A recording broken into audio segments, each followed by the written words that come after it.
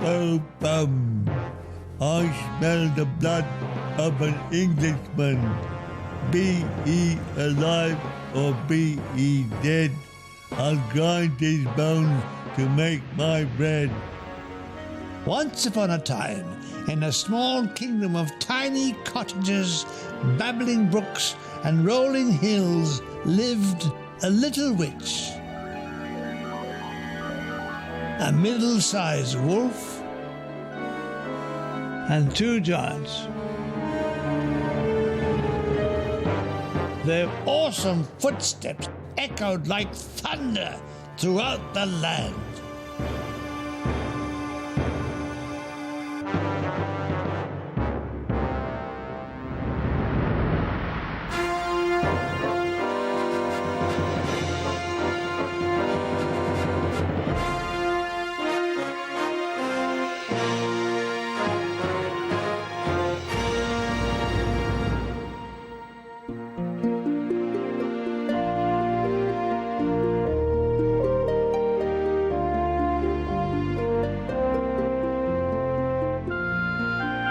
Once upon a time, there were two giants.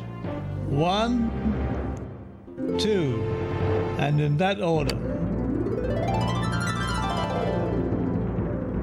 One had long golden hair, cuddled his teddy, and sucked his thumb. It was amazing, therefore, that he thought of himself as the toughest giant in the world. The other, his cousin giant, lived in the freezing north near Accrington and liked to do tough, manly things like breed racing pigeons and eat them. One day, while the golden-haired giant was pulling up trees with his bare hands, a pigeon flew down with a message.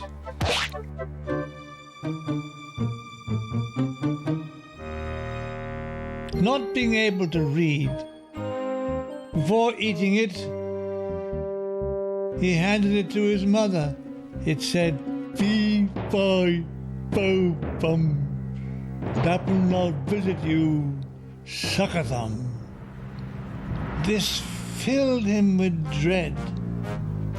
"Don't worry," said his mother.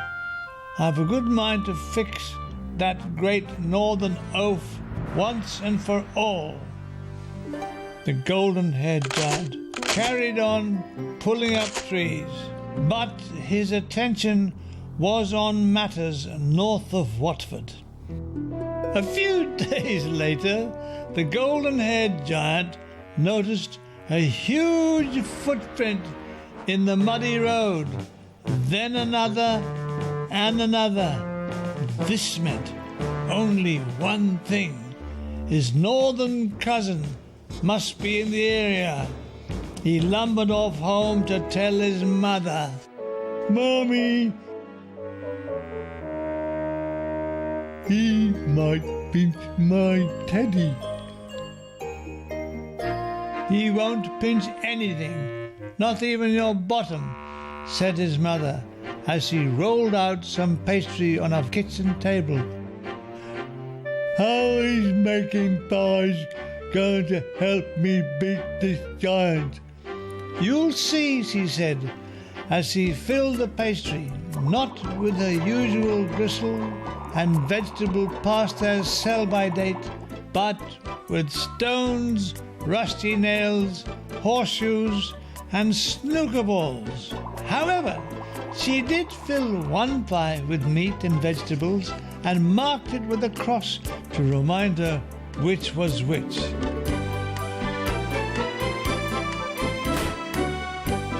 "Now it's off to bed with you." "But I haven't had my bedtime story, Mummy." Come on.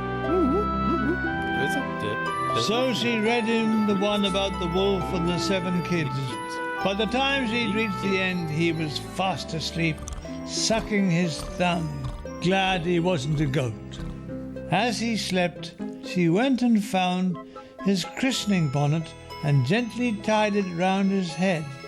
Then she went down to the kitchen. Suddenly, there was a fearful hammering on her door, shaking all the cups on the dresser. The door collapsed, and there before her stood the giant from the north, known to his friends as Accrington Stanley. Fee, fi, fo, fum. I'm the giant from the north, by gum. The giant demanded to know where his cousin was hiding. Hiding? It's a good hiding you'll be getting if he finds you here. You'll be curtains. Curtains? Inquired the mentally challenged elf. Well, I can wait. You can feed me. The giant had smelt the pastry cooking, and she placed a piping hot pie in front of him.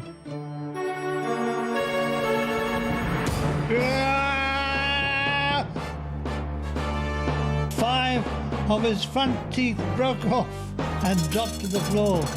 What sort of pie do you call this? Perhaps you've got some gristle here. Try another. Oh! And 7 more choppers flew across the room. Mommy! Mommy! Came a cry. That's my grandson. You've woken him up with all that howling. He'll be wanting his pie, I expect. Yes, I've got it here, said the giant as he followed her upstairs to the bedside. There, cooed Mother, as she handed him his pie marked with a cross. If my grandson is strong enough to eat my pies, imagine how strong his father will be. He'll make mincemeat and curtains out of you.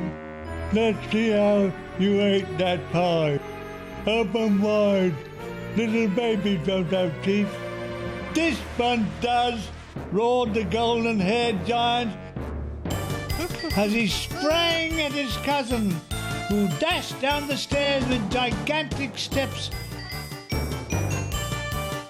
headed north to Accrington.